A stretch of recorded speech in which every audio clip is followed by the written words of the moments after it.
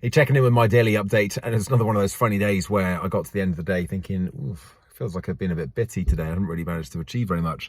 And then I remembered the 2.5 hours of presenting that I did first thing this morning, a session on resilience to a group of apprentices that I've worked with before, again virtually on Teams, which is proving to be a bit of a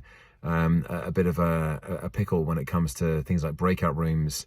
And a session was run, another Gen Healthy Mind session was run yesterday, not one of mine, and they really struggled to get into breakout rooms. Teams was kicking them out.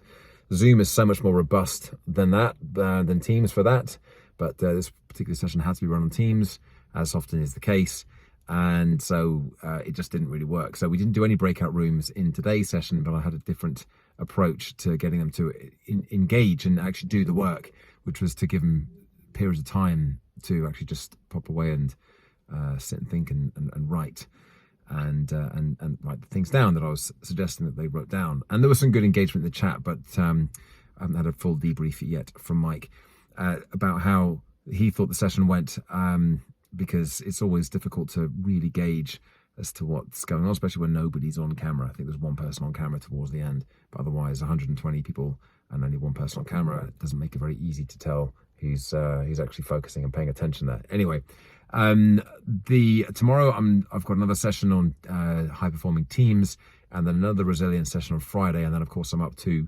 the conference in the northwest on Saturday or Friday night to deliver on Saturday on mindset and motivation. So it has been a bit full on so far this week in terms of kind of keeping on top of things, but at the same time I have managed to take some time out today. I was looking after, well, I wasn't just looking after him, I was dad, but my wife took two of the kids into London, and one of my youngest, Gable, he didn't want to go, so he hung out at home, and then in the afternoon I took him out and we did a few bits. And so I think that's where I felt like I didn't get as much done in the afternoon, but it's half term and I'm not really, it's not really the intention to be super productive all of the time. I'm actually currently sat outside Toastmasters, and I'm about to go in because it's the humorous speech contest. I've never entered the humorous speech. I think maybe once I've done it, actually. I can't say I've never done it. I've done it once in 14 years. It's not really my bag, but I figured, well, I've got a sort of the outlines of a semi-humorous speech, or it's the beginning of my keynote, or my resilience keynote about my disastrous French holiday. And so I thought, well, I could maybe just beef that up a little bit and turn it into a 5 to 7 minute humorous speech.